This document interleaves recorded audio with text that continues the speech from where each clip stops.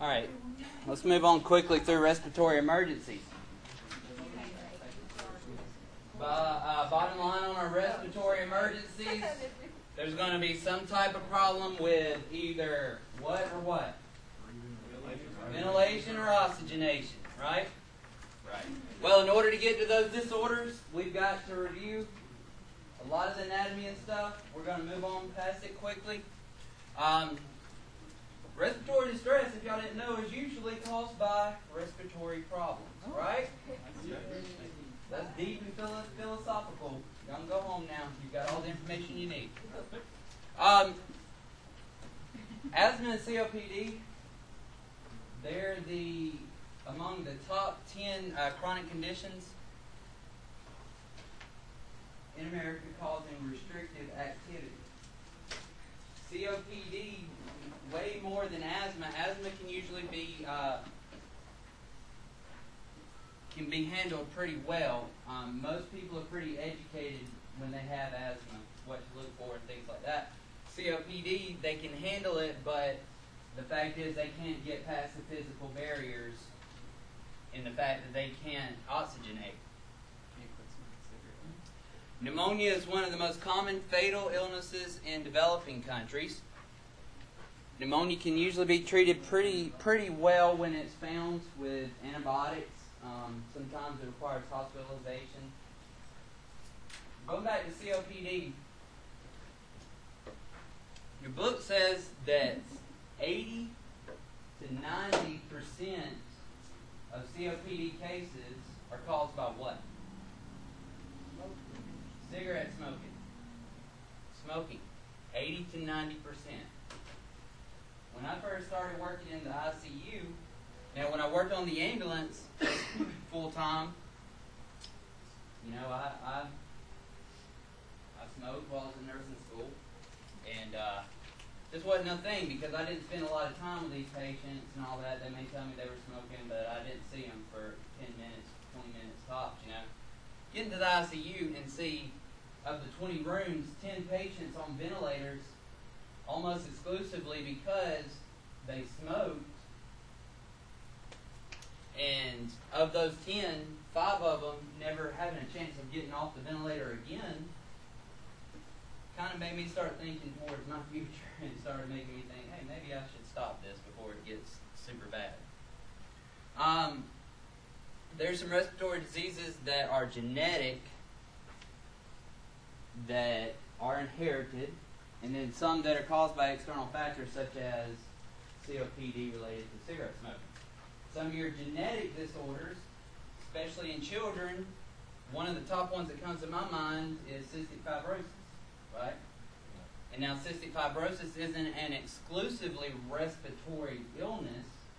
It does affect the rest of the body, but a lot of its manifestations are in the respiratory tract. So, we talked just a minute on hypoventilation. Basically, when we hypoventilate, what do we not get out of the system? CO2. We start building up CO2, what happens in the blood? What? It becomes acidotic. What are some of the symptomatic manifestations of a patient that is hypercarbic or high CO2? Altered mental status. What else?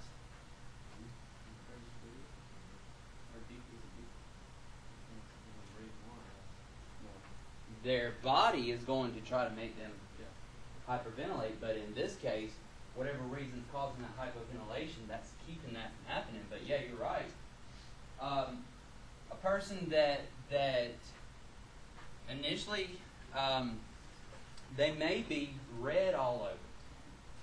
Somebody that retains a lot of CO2, they get flushed and red, but eventually they're going to be hypoxic, and that's going to lead to what? Cyanosis. So, several things that can cause impaired ventilation that's going to cause hypoventilation, all right? Your obstructions, certain disorders. What are a couple of common things in the field that can be very easily managed to bring respirations back up? narcotic overdoses, right? Hypoglycemic events. Again, any patient that you come across that is hypoventilating, try to find the reversible causes, right? H's and T's don't just apply just to cardiac arrest. So your carbon dioxide is directly related to your pH in your blood. So hyperventilating patients usually have what? Hyperventilating patients, fast breathing, they're going to have what? All right, respiratory alkalosis. And then hypoventilating patients are going to have respiratory acidosis. And so this all goes back to our thinking now as paramedics, as opposed to just when we were in EMT and we just knew we had to be task-oriented. We understand that that patient that is pulseless and apneic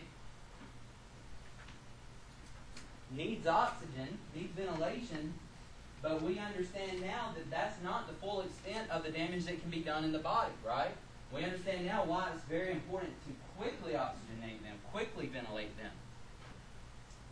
Causes of hypoventilation, you've got conditions that impair lung function. That's these things here are going to restrict lung function, are going to restrict oxygenation in some way or another. You've got your atelectasis. What is atelectasis? All right, so it's loss of surfactant down in the alveoli. If you don't have that surfactant to increase surface tension, surface area, what's going to happen to those alveoli? They're going to collapse. Your pneumonia and your pulmonary edema, bad pneumonia, bad pulmonary edema is going to have kind of the same pathophysiology in the fact that you've got what down in the lungs? Fluids, gunk. Asthma and COPD, their pathophysiology is going to be more of a restricted, right? They're closing up. The mechanical aspect is obviously going to be something to do with the muscular aspect of the chest, which plays a very important role in breathing, right? Whenever we breathe, our intercostal muscles and our diaphragm does what? It contracts, pulls down, and pushes out, right? Whenever we release, it's a passive process that breathes out, right? So cervical fractures, a high cervical fracture, why do you think that may cause problems mechanically with breathing? Okay, so it's going to affect the nerves, but it's going to cut off communication with the diaphragm, right? There's a little saying in your book, and I can't remember exactly what it was.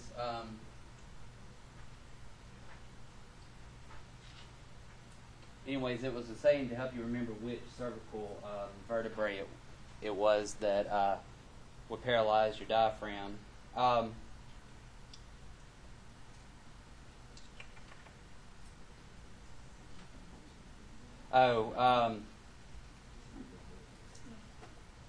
Well, it's not right here. Anyways, you've got your flail chest. All right, so that's going to inhibit the ability for the lung to expand and contract.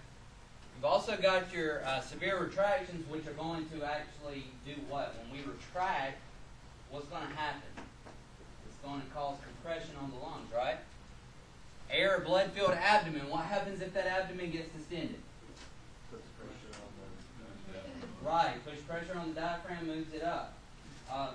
Tim and Keith were telling me the other day that they had an emergency trip to Birmingham. They had to take a kid that had some kind of disorder where it caused a lot of pressure in the abdomen. He said he was 4 years old, had a swollen up abdomen, caused so much pressure that it started shifting all of his thoracic organs up, and he was just having a severe hard time breathing. And then obesity hypoventilation syndrome, also called Pickwickian disorder. Anybody know why it's called Pickwickian disorder?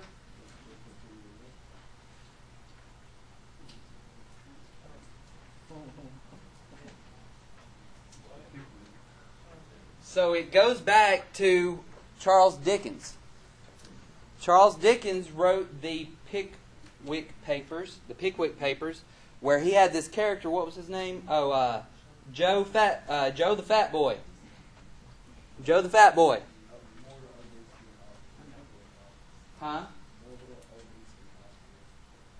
Right. And the reason why it's called Pickwickian is because he started in that book. Joe the Fat Boy showed some of the respiratory issues that a morbidly obese person would display. He would fall asleep in the middle of his sentences. He snored real bad. He would stop breathing when he slept. Those kind of things. And then conditions that affect the neurosystem. Obviously, head trauma, intracranial infections, brain tumors, anything that may affect those certain departments, if you will, in the brain, such as the pons, the medulla, things like that.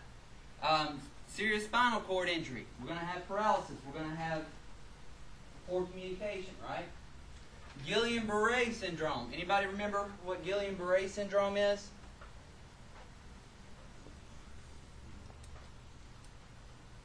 Yes? No?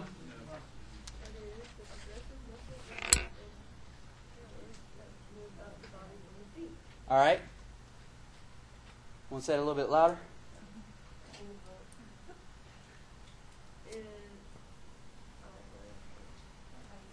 Progressive muscle weakness and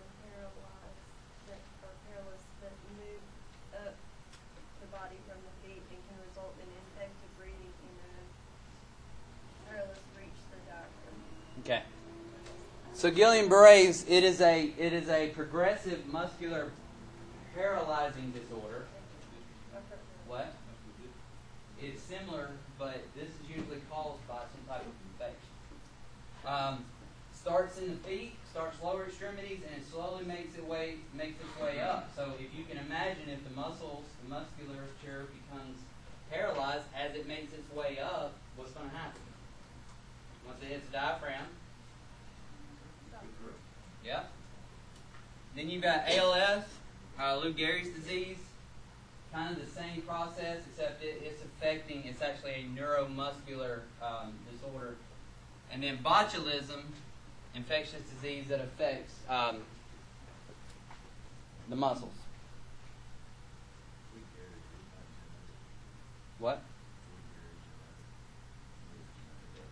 It's generic, yeah.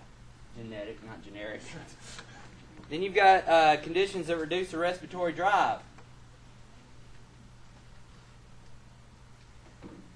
Head injury. Why would head injury affect the respiratory drive? Well, it depends on where it is, right? If you start getting increased intracranial pressure on the medulla or the pons, certain aspects of breathing, respiratory control, it explains why you have certain breathing patterns such as Biot's respirations and chain stokes and things like that. The hypoxic drive, common in who? COPD patients, and then asphyxia.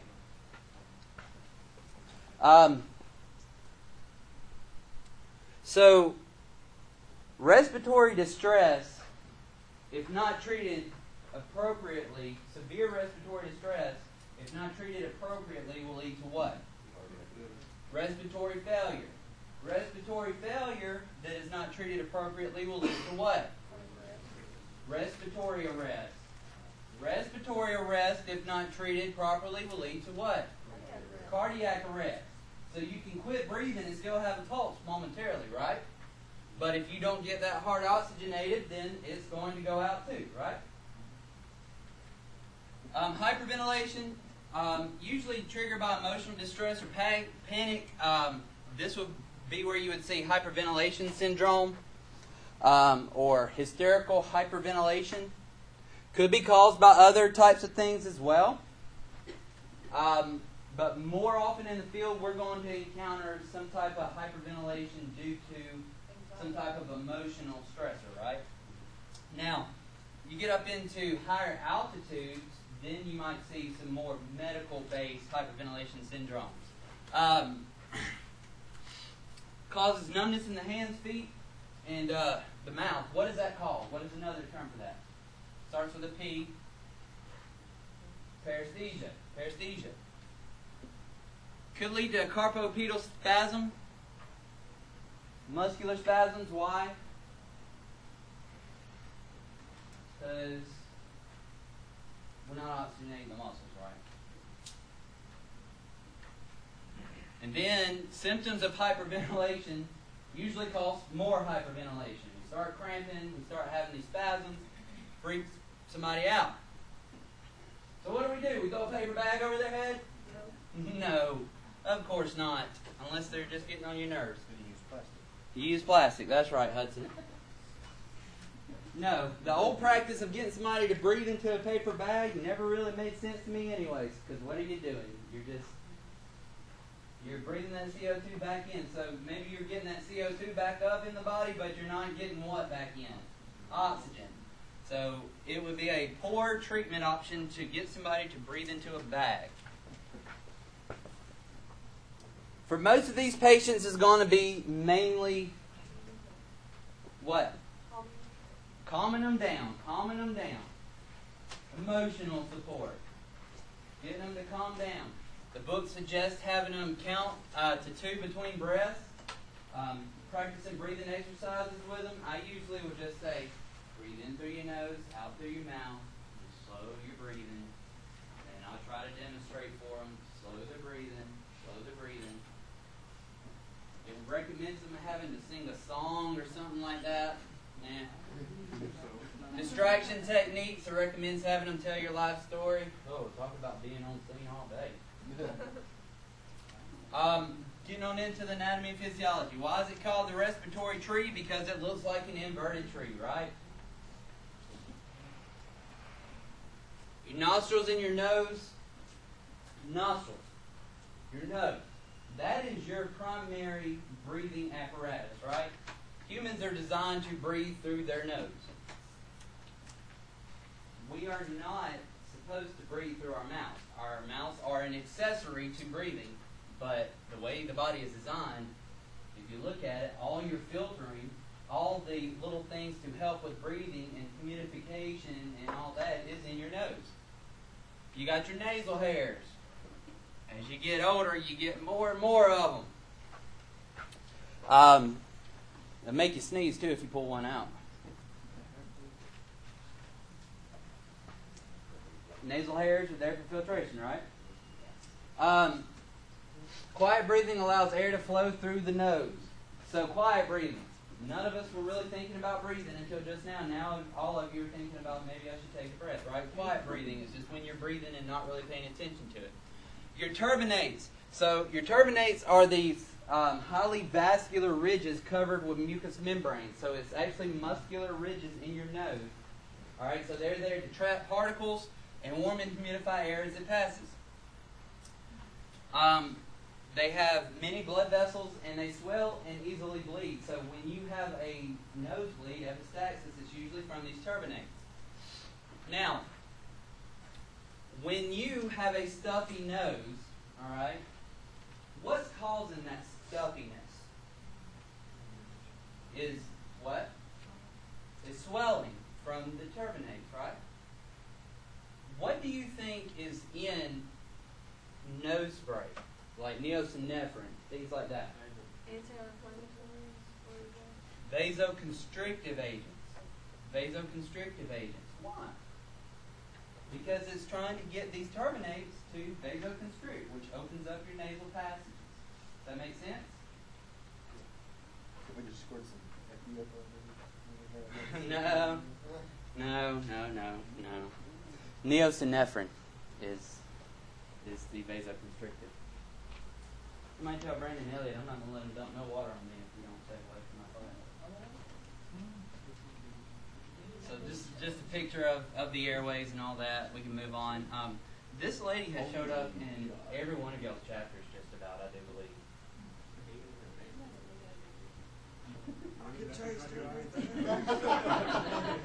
Let me remind you that we are recording. So your mouth and your oropharynx, again, all of your structures are very vascular. Now they contain your mucous membranes as well. One thing we have to ask our patients if they are starting to feel like they are having allergic symptoms, ask them if their tongue starts to feel thick. I would imagine her answer would be yes. All right? No, it would be. Monitor speech and make sure that they're not feeling like their airway is closing up.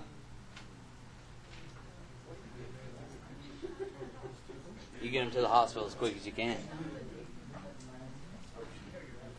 All right, your hypopharynx. This is where your gag reflex is. You got to be careful here because if we stimulate this could cause a gag reflex, right? This could cause us to have vomit on our hands or face or anywhere else. Also, this could be a vagal trigger. If we stimulate the hypopharynx, it could cause a vagal response, which would do what? Slow the heart rate down. There goes a question. Mm-hmm. On the patient with the thick tongue, what else might you also want to look for? Like angioedema? Yeah. I mean, if somebody has a Follow along. I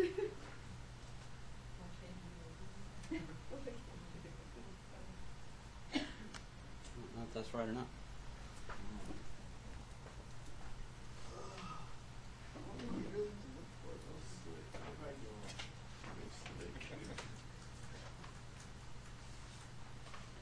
He was on it with it.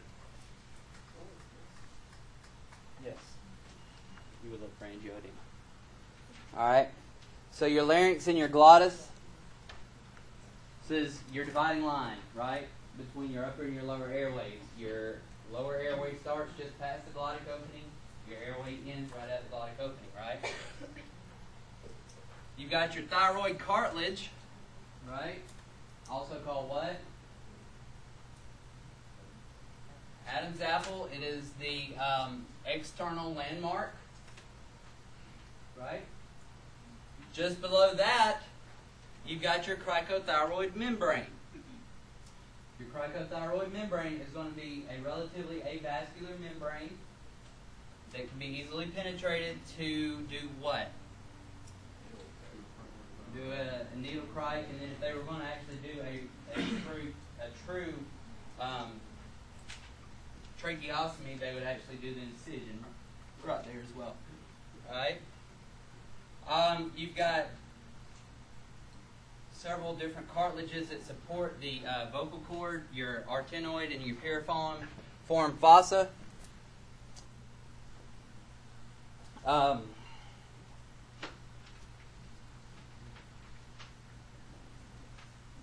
Again, this is just what I was talking about, your cricothyroid membrane. So I'm hoping to get those dummies set up to where we can start doing some of these, doing some crics and stuff.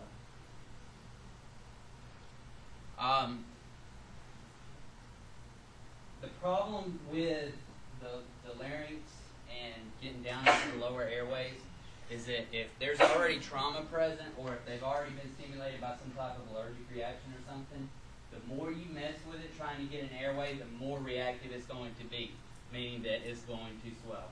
All right? Your tracheal bronchial tree, your tracheal trunk, or your trachea is the trunk of the tree, so it's an inverted tree. We know what the trachea does. It extends from the larynx to the main stem bronchi at the point of bifurcation called what? The carina.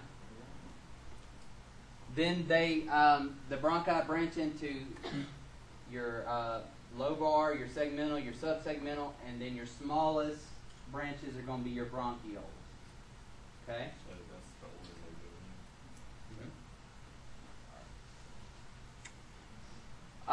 They're lined with cilia. Cilia are what? Little hair-like projections that do what?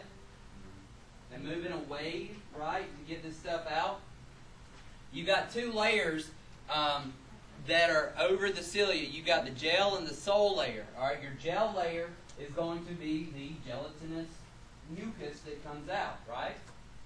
So that mucus is formed by goblet cells. Goblet cells will produce this mucus. Now, this is the problem in patients that have like COPD. Their cilia does not get this stuff out, and so it just keeps going back down, right? Now, your cilia is constantly pushing stuff up. Most of the time, it'll go down your esophagus, and you won't even know it. Most of the time, you'll swallow this stuff. When you get real sick and you have excessive mucus production, then that's when you start coughing a lot of this junk up. Your bronchioles, the primary place for what type of respiration? External respiration. What brings the waste products to the alveoli? Capillaries, right? Capillaries. That's what's wrapped around your alveoli. You've got your capillaries. So your capillaries brings the CO2 for offloading, and it picks up oxygen and takes it back to your pulmonary vasculature. Your pulmonary vasculature then pushes it through the heart, and the heart pushes it through the body, right? So, on a very microscopic level are these vessels. Now, your problem that comes in with some of your diseases, especially things like CHF that results in pulmonary edema, where you have this hydrostatic pressure that pushes this fluid outside, is that your fluid is going to get in these little spaces. It's not the cell, it's not the alveoli, it's going to get to there, and then it's going to start compressing the alveoli, right? Which doesn't allow for oxygenation. And eventually that pressure is going to get so high that it's going to push through the membrane of the alveoli, and that's when it hits the bronchial tree, and that's when you cough up this junk. All right? Or when the patients cough up this junk. All right? Talked about that. I think y'all should be pretty well versed in gas exchange. Your alveoli is made up of two types of cells. Your type 1 cells. These cells are cells that are almost empty, and so they help allow for the alveoli to expand. Type 1 cells cannot reproduce. Type 2 cells make new type 1 cells. These are alveoli cells, respiratory cells. Okay? Oxygen, air, fluid, things like that.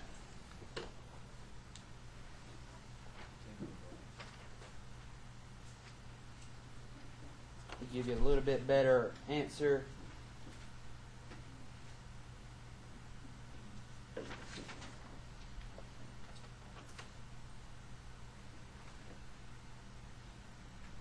is devoid of cellular components to allow reproduction. Type 1, they're empty of anything, so they don't stay full. All right, so the whole process is that they don't have anything in them. So when air comes in, that's where the air goes. That's where the oxygen goes. When it leaves the body, when it leaves the cells, when it leaves the lungs, then it empties out. Okay? And then your type 2 cells, they produce a substance called surfactant. What does surfactant do?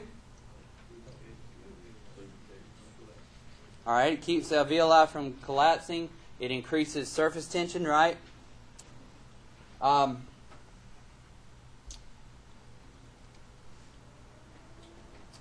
Alveoli function best when kept partially inflated. All right. So in the case of atelectasis, or in the case of pulmonary edema, where the outside pressure is causing the alveoli to collapse, this is why CPAP will work. Because if the alveoli stay partially, if they work best when they stay partially open, what does CPAP do? It helps keep them open. It splints them.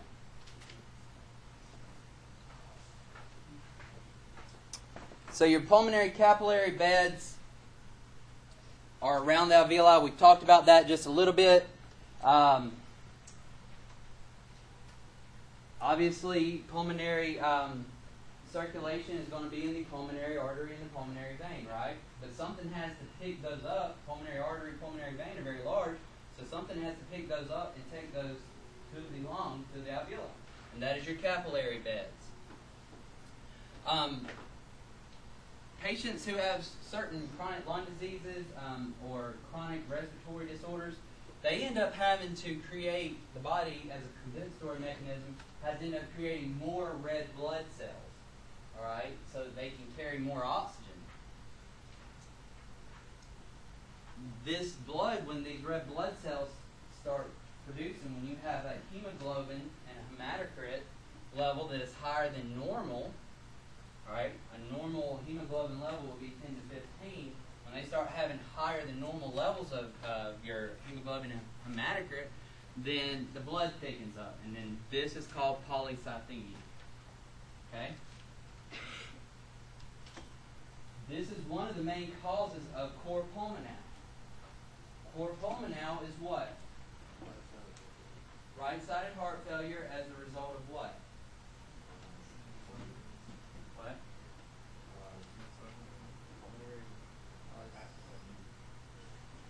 Obstructive pulmonary disorders. All right?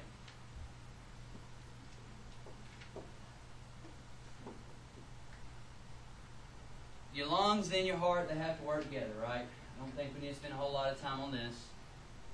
You know that they have to work together to do what? Their primary goal is to perfuse, right? We talked about the interstitial space. It's filled with interstitial fluid, but when you start getting more and more body fluid, pus, blood, things like that, as the pressure increases, then that's where it goes. All right. Your dead space. Anybody remember how much volume is usually left in your dead space? About 150. All right. So if somebody breathes with a total volume of 500, then they're only actually being able to ventilate about 350 liters of fluid, of air. That's what I said. Into the lungs, right? Where is your dead airspace? So you got it in the bronchial tree, right? There's also some dead airspace around the alveoli as well. All right, your chest wall. It's got to remain, its integrity's got to remain intact, right? It functions as a bellow. It functions as one unit when it pushes out or pulls in, right? Your diaphragm works the same as a syringe, all right? The idea is the same.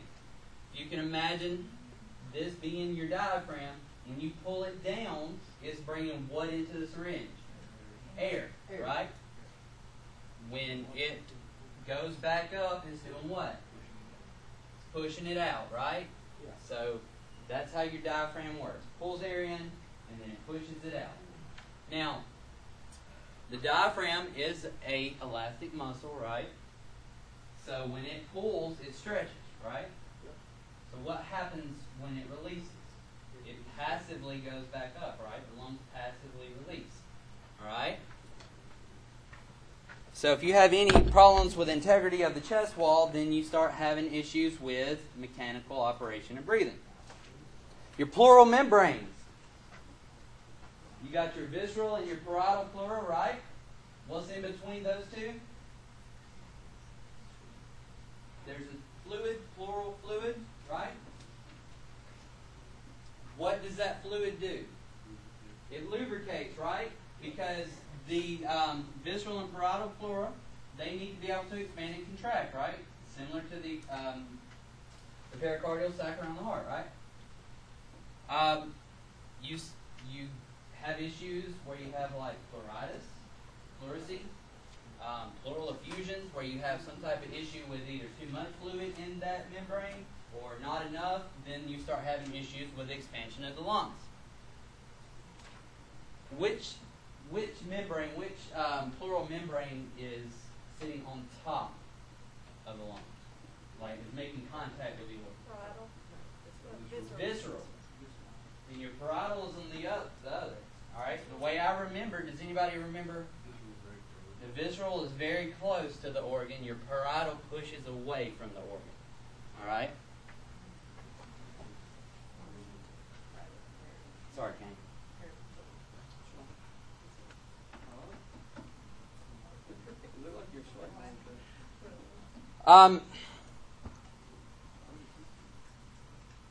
So any trauma or diseases of the bones and muscles, they'll significantly impair air movement.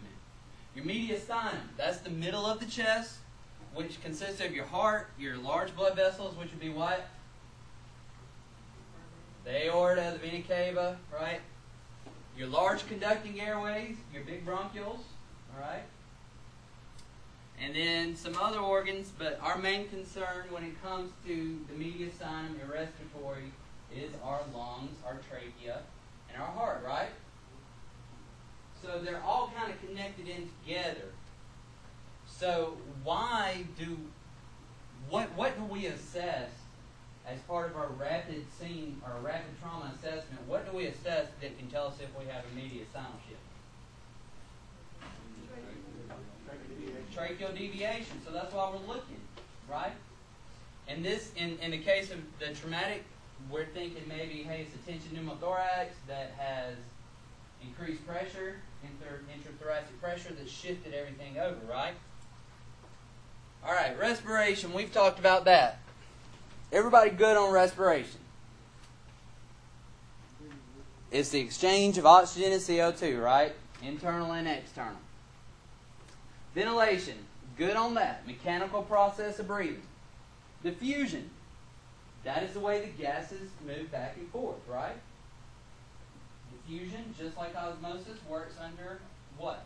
What idea? They move from an area of what to what? Higher to lower concentration with the idea that it's trying to equal out, right? So that's why when you actually breathe, you breathe in, when the capillaries are sitting on the alveoli, the capillaries are low in what? Oxygen. The alveoli, the lungs, are low in what? CO2. So by diffusion, it's going to pull that CO2 into the lungs, and it's going to pull the oxygen into the capillaries, right?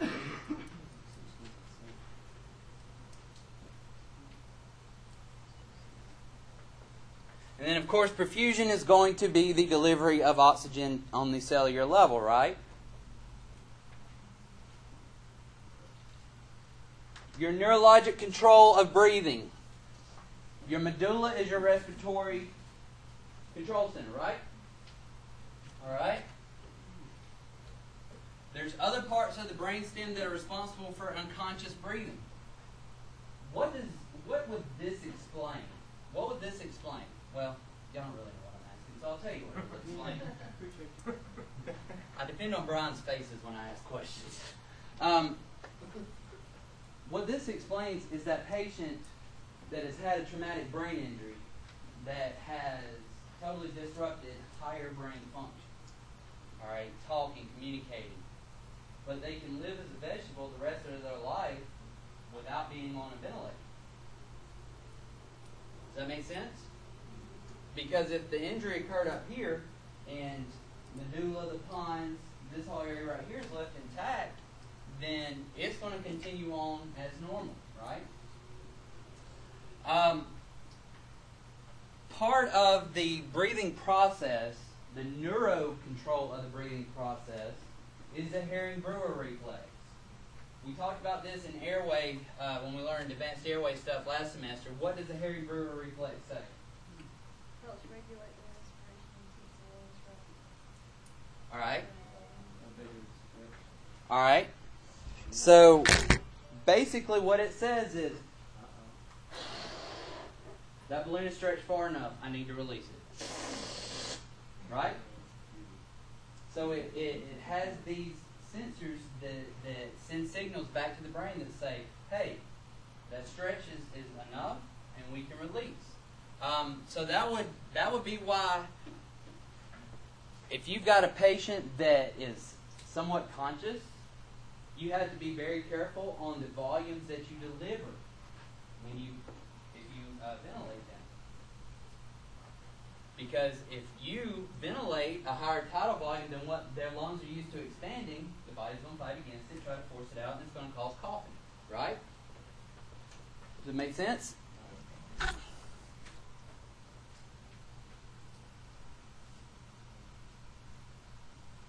So, cardiovascular regulation. We've talked about this in great detail.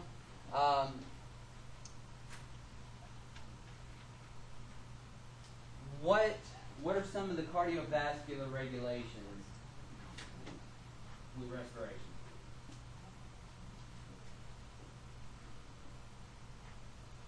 Well, it all kind of ties in together with perfusion. You've got your baroreceptors, right? You've got your stimulation of your sympathetic and your parasympathetic nervous systems. It's going to tell the heart to pump faster or to slow down. It's going to tell your vascular system to expand or to dilate or constrict, right? Heart failure, which is worse, left or right-sided? Left-sided. Left-sided because it's got two things that are working against it. Number one, the left side is responsible for pushing blood to the body, right? So if it doesn't push blood to the body becomes hypoxic, right? Well, at the same time, where is that blood coming straight from? The lungs. So if the left side isn't pushing blood to the body, we don't have good cardiac output. We continue to have preload on the right side. It continues to go to the lungs. It continues to keep pushing. What's going to happen to that pump? It's going to back up, right? As it backs up, it increases the intravascular pulmonary pressures, right? Right side is low pressure, left side is high pressure. Two pumps in one, right? As you start increasing the pressure in the pulmonary artery, the right ventricle is going to have more resistance in which it goes, right? What's going to happen to the right side? Which explains why the most common cause of right-sided heart failure is left-sided heart failure. All right? Muscular control, I just talked about the diaphragm. Your thorax, it's an airtight box. We breathe off the process of positive or negative ventilation. Negative. So when we positively pressure someone, when we manually breathe for somebody, it is not a natural process, right?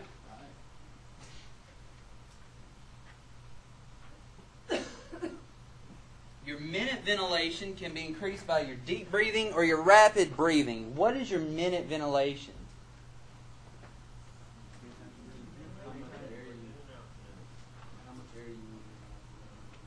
Okay.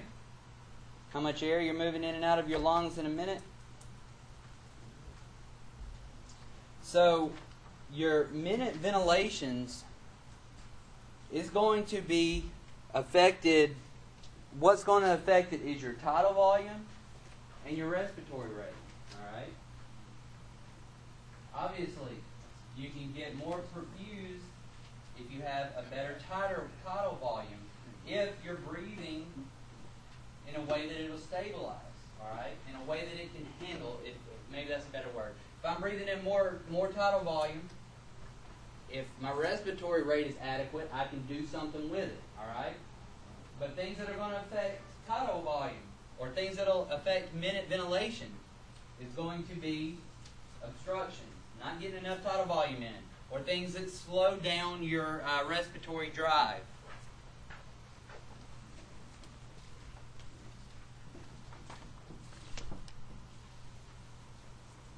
So, your intercostal muscles, they retract. Your diaphragm, it retracts, right? It contracts. And it creates this active process of inspiration.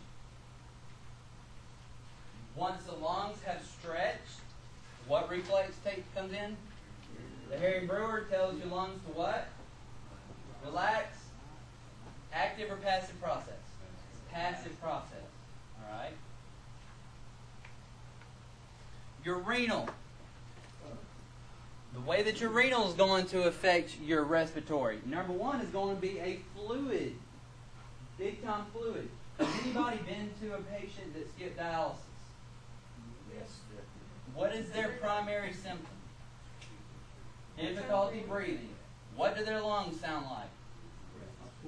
They sound like a pool, right? An ocean. They are full. They're wet, right? what's happened? The kidneys, if they're on dialysis, they're not peeing, right? Instead of peeing several times a day, they go to dialysis for about a 4-hour-long pee, right? Pulls the fluid off, pulls the toxins out, and all that, right? They skip dialysis, or they have an exacerbation of renal failure. Then they start retaining fluid, right? What if we had a patient with pulmonary edema? Just a patient, not a normal patient. No, there's nothing normal about pulmonary edema. But we had a patient that had a lot of fluid on their lungs. They didn't have any kidney problems. What would we give them? We give them a diuretic, right? Why can't we give a renal failure patient a diuretic? They don't pee, right? So it's going to cause further problems.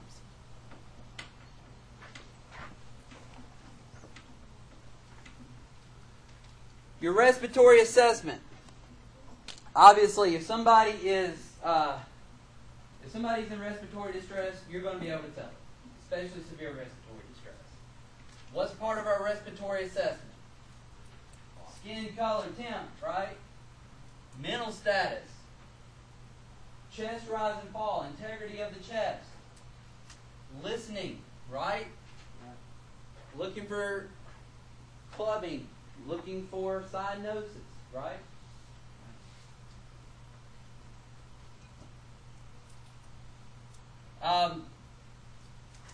Obviously, with your seat size up, you want to make sure it's not some type of infectious respiratory disorder, right? You start having patients that have some type of respiratory that's caused by a toxin or something. You definitely want to make sure you're out of the area of that. We've already talked about this. Respiratory distress can impair a combination of all three. If we just have one of these problems, ventilation, diffusion, or perfusion, then we have issues with breathing, right? Rapid onset of dyspnea. I'm sitting here, I'm here, and then all of a sudden I start swelling up. Usually it's caused by some type of allergic reaction, a pulmonary embolism, pneumothorax, right? Something that's going to acutely affect the respiratory drive or the respiratory system. Your emphysema patients, what are they called? What are they not called to their face? But emphysema patients, there's your pink puffer is your emphysema patients. Why are they pink?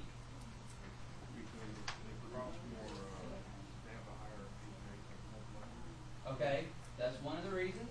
All right. Another is because they retain CO2. All right. They may be chronically hypoxic, but they're not going to present in the way a person normally that's chronically hypoxic would. Okay? They're going to be more of a pinkish color. They've got the barrel chest. Why do they have the barrel chest? Your intercostal muscles, they're hypertrophied, right? The pursed lip breathing, they're trying to create a natural peak for themselves. And then your chronic bronchitis are your blue bloaters. So your chronic emphysema patients, are often going to be thin and frail. Barrel-chested, red. Then your chronic bronchitis patients are going to be usually bigger. All right, they're puffed up, hence the name puffer. All right. One of the reasons why is because patients with these types of disorders with chronic bronchitis, they lead a very sedentary lifestyle. All right. At the point where it's chronic bronchitis, the point where they're living with a COPD disorder, they can't get up. They can't get up and walk to the kitchen. They can't get up and walk to the bathroom without getting extremely short of breath. All right. Typically, these patients. Well, we'll get to that in just a minute. We talked about the tripoding position. What does that do? Why do you naturally go to that tripoding position? All right. It gives a more open airway and it takes tension off of the muscles. Okay. An ominous side is head bobbing. That means that they're not able to maintain the integrity of their muscle in their head because they're starting to get unresponsive. They're getting sleepy. All right?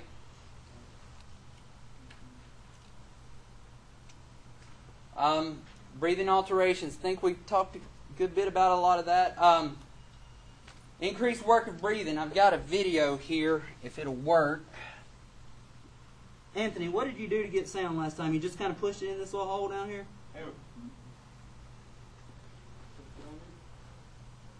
And I'm showing there, you can see pulling right here at the... Oh, man.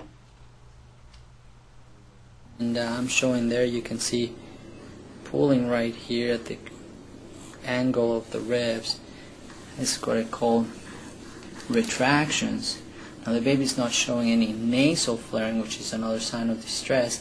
And one of the other things we'll look for is over here in the neck. Make sure that she's not doing suprasternal retractions, which is, you can see them and pulling. So it's really just here. And if she coughs while we're here, you'll hear it's like that kind of a cough.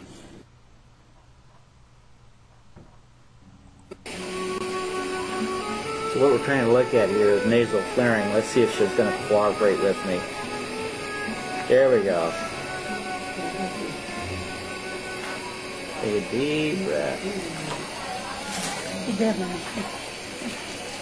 Okay, here. Okay. She was a premature baby, right? Mm-hmm. Yeah, so that's nasal flaring. So this may end up on YouTube just as an example for teaching other doctors and nurses what nasal flaring can look like. You can subscribe to my account. What's wrong with that? Get ready first.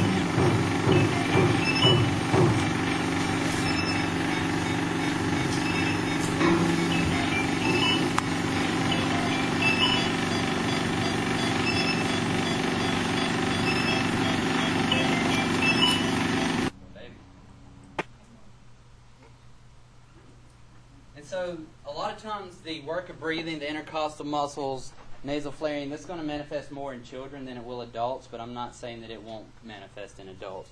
It would look the same, it would just be a bigger person. Increased work of breathing, our goal is to try to decrease their work of breathing.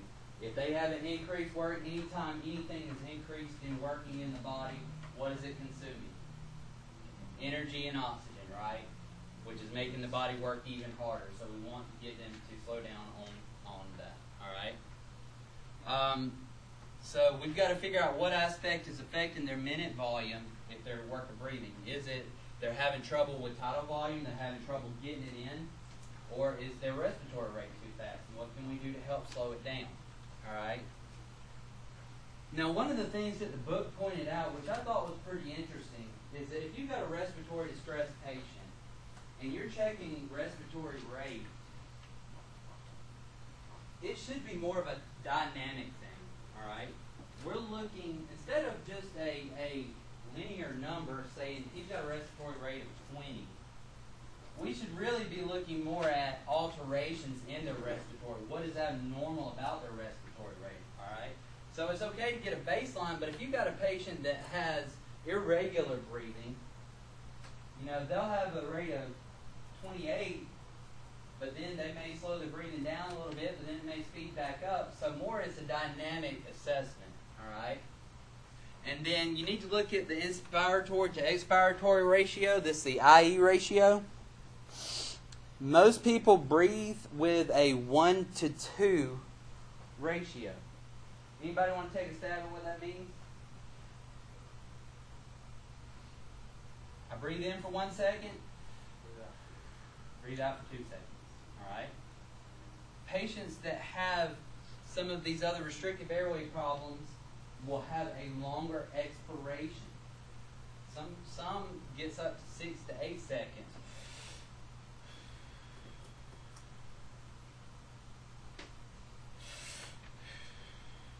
So obviously you can't get a good minute volume out of that. You can't get a good perfusion out of that. Your abnormal breath sounds. Now, we say that you want to compare lobes and all that, but it's kind of hard to compare 3 lobes to 2 lobes, right? So really, you're comparing the upper part of the lungs to the mid part of the lungs to the bases. All right. And so this is where goes back to what I said earlier. You need to do a good airway auscultation, and by doing that, you listen to the lobes in the back. All right.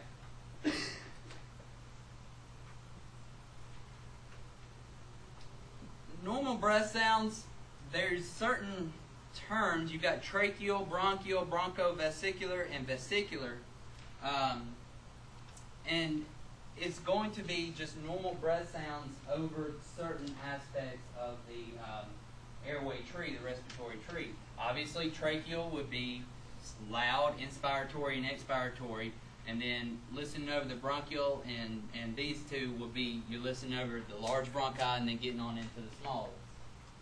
I'm more concerned with their adventitious lung sounds than just describing that they've got tracheal, bronchial, vesicular, and vesicular breath sounds. All right, normal is normal. If they're normal in all lobes, they're normal, right?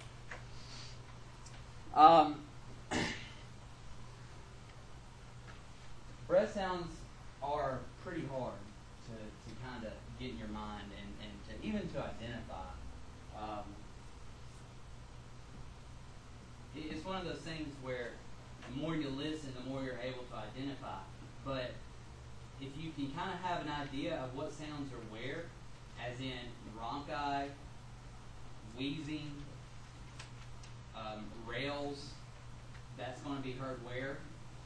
The lower airways, especially your fluids, are going to be heard more in the bases, right, because of gravity. All right, then you'll be able to identify them more. All right, you can listen really closely. Most of the time, if somebody has stridor, which is an upper airway, it's usually going to be audible, right? You consider any breath sound that you can hear audibly as a bad thing, right? Quality of the sound depends on the tissue between the stethoscope and the structures. Fluid sound travels better in fluid, so that's why you can hear more of a defined crackle, more of a defined rail bronchi, because it involves fluid travel. All right. There's a little box in your book that talks about what's it called? Pectiliphony, something like that. Anyways, there is a couple of tests that you can do. I just thought it was fairly interesting, but let's see. Yeah, bronchophony and egophony and whispered pectoriloquy. And this is just really, it's a way to check for consolidation of fluid in the lungs. All right, consolidation of fluid. We've got a big group of fluid. And so it's on page 866 if y'all want to look for it. You get them to do a couple of tests and you hear one thing in the lungs, and that's what it is. All right. You've got your abnormal breath sounds. You're going to have continuous types of sounds. Adventitious sounds are continuous, such as a wheeze, or discontinuous sounds, such as rails or bronchi, where it's got that popping sound and things like that.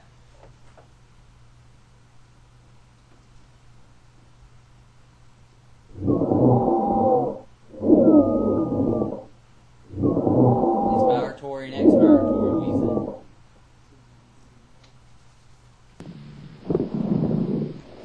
Can y'all hear that?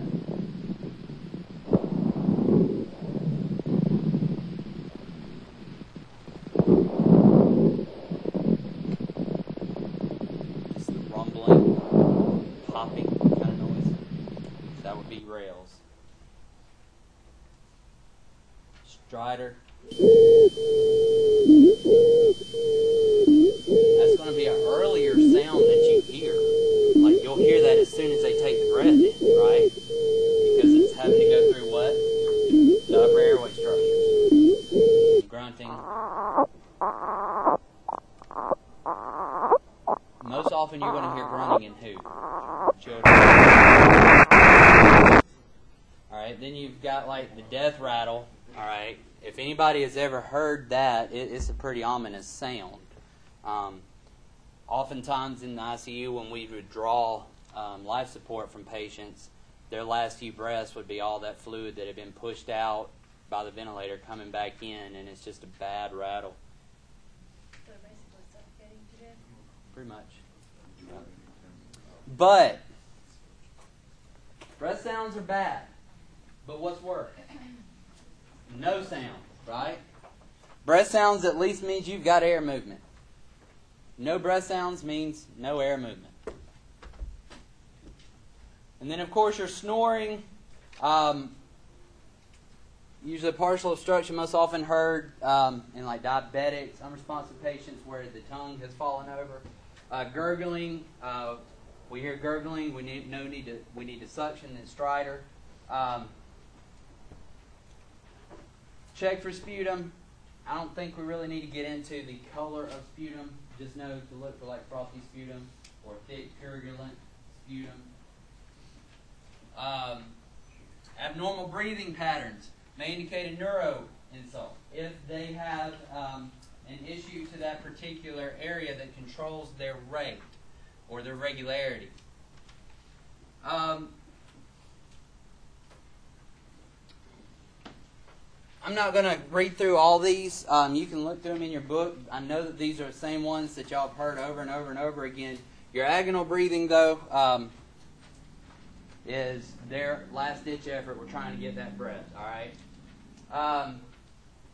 Your ataxic breathing is a sign of brainstem herniation.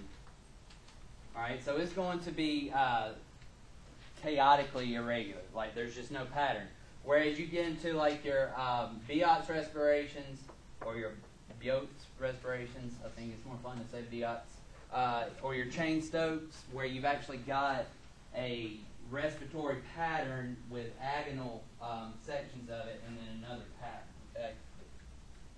And then we know what fast breathing is. Everybody should know what Kussmaul's are, right? Why do we sigh?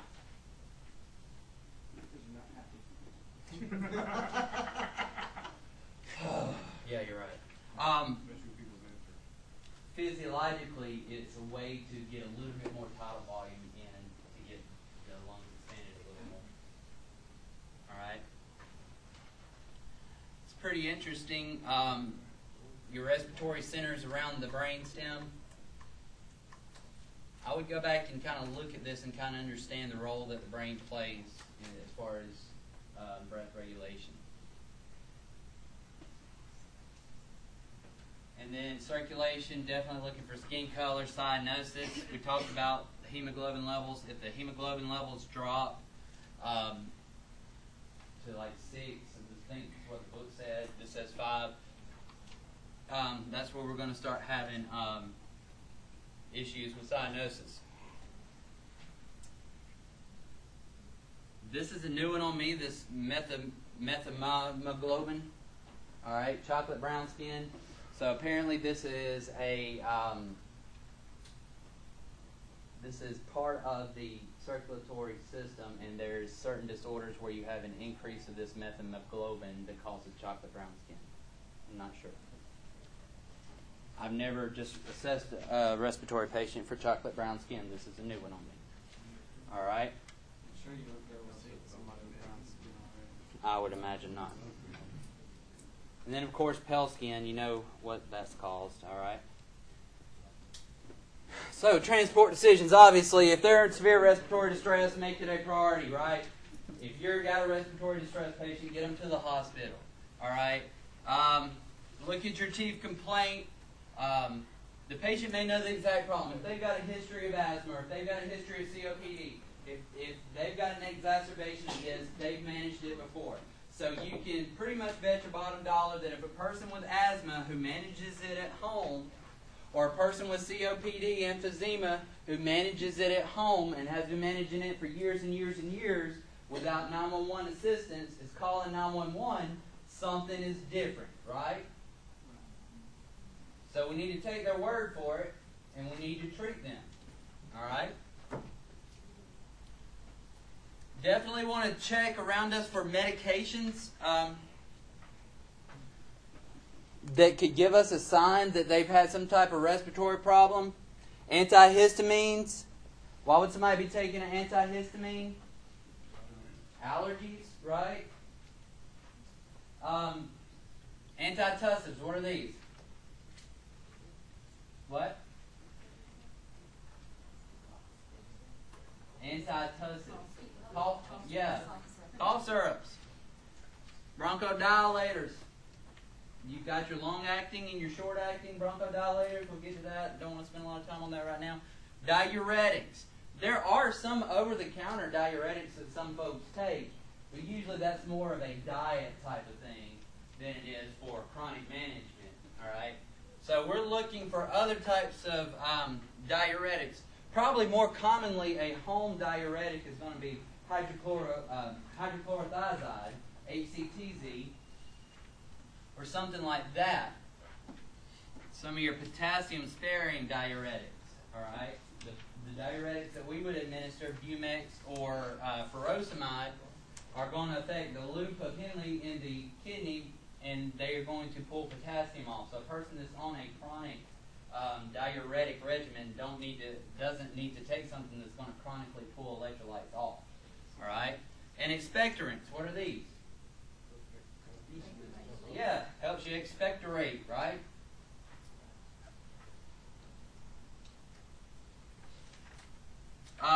If you have a decline in O2, you get restlessness, confusion, all right, signs of hypoxia. An increase in PaCO2, an increase in the arterial pressure of carbon dioxide, you start having sedative effect. So a person that becomes extremely hypercarbic is that they start going to sleep.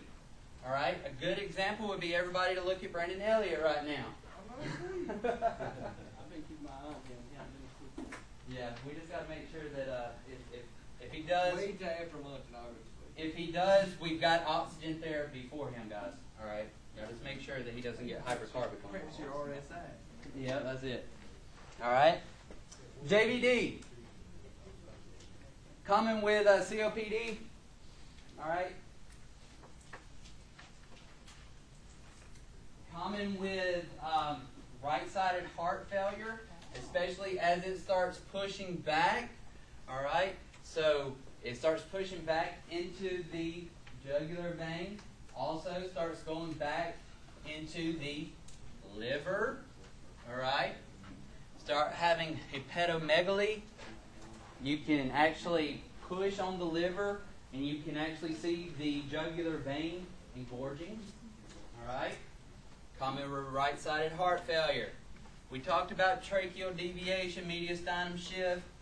That's called the hepatojugular reflex, what we talked about just a moment ago.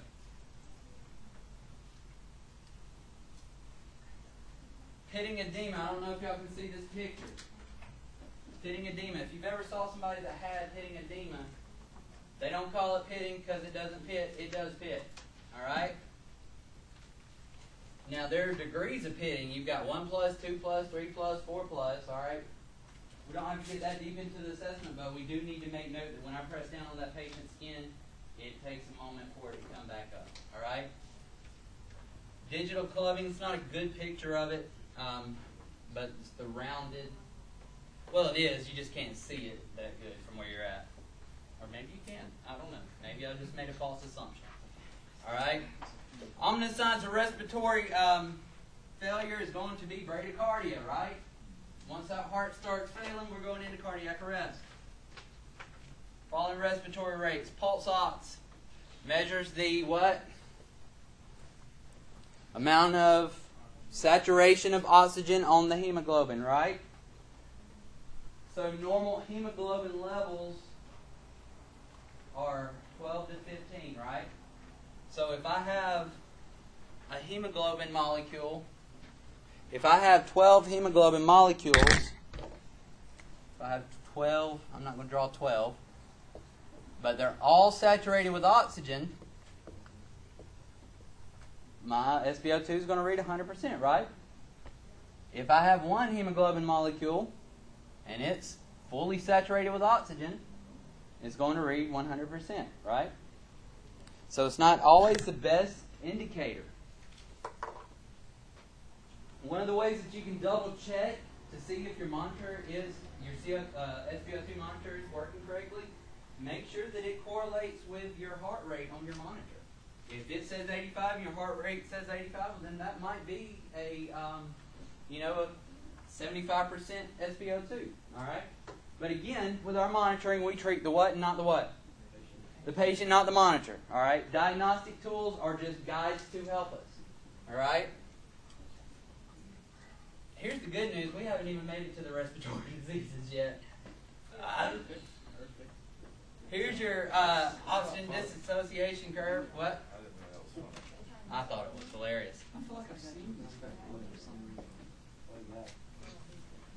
All right, without spending a lot of time on this, because y'all all learned it and were very efficient in it last semester, right?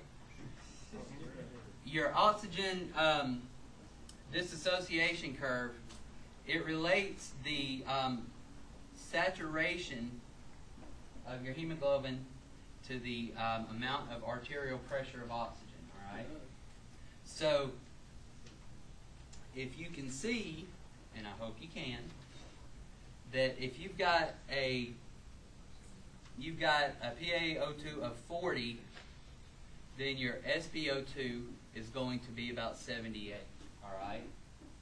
Once you start getting higher concentrations of oxygen, arterial pressure is higher in your oxygen, in your vessels, then the slower the rise of your SpO2, all right? So, let's just relate it to the streets. Out on the streets, where I was born and raised. It's where I spent most of my days. All right?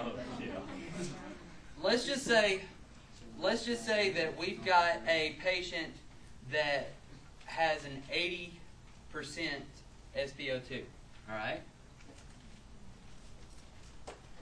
Or let's bring it down to where it's a little bit more obvious. Let's say we've got a patient with a 28% SpO2, all right? Not realistic, but let's just say that, all right? If I increase, they've got a 28% SpO2, all right, right there. If I increase their oxygen even from 32 to 40, I'm going to have a pretty drastic change, right? I'm going to be able to saturate my hemoglobin molecules. I'm going to be able to bring more oxygen in, all right? But then as my O2 sat gets a little bit higher, I have a less drastic change, all right? So what does that mean?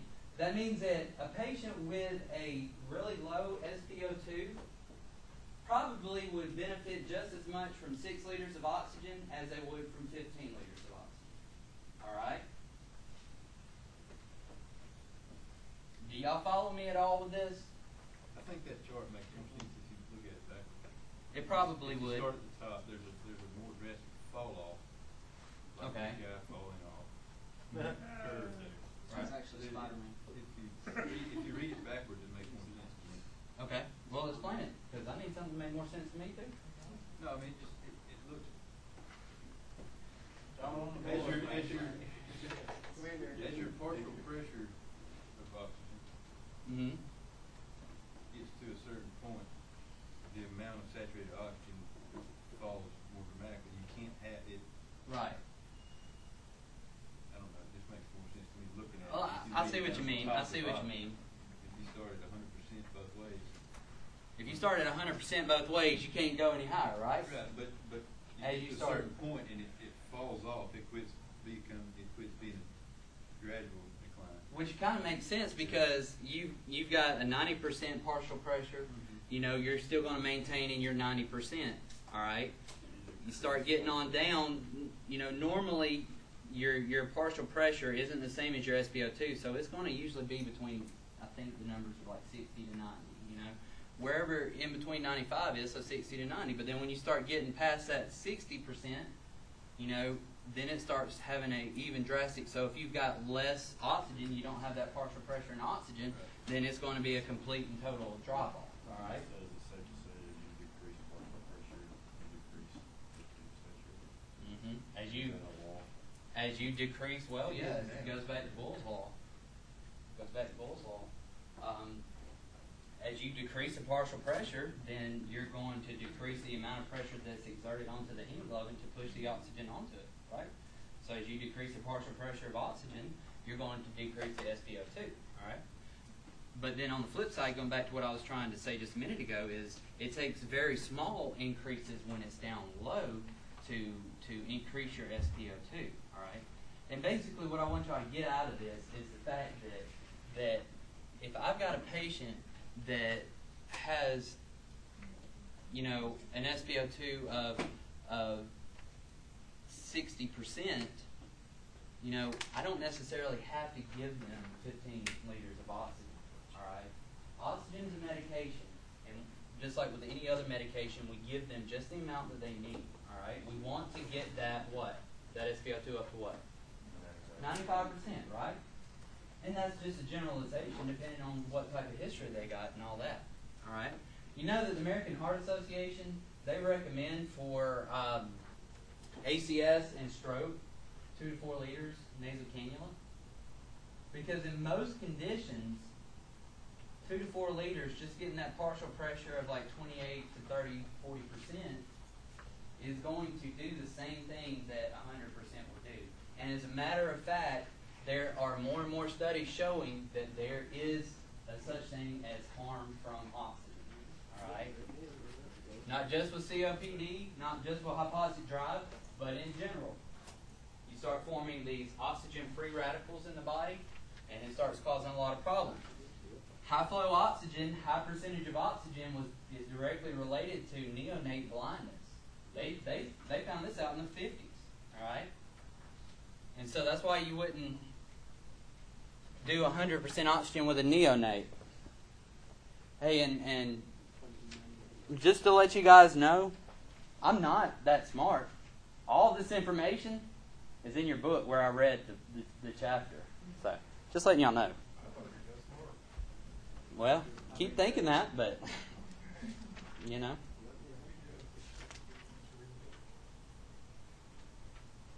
All right, let's take a break. I just can't.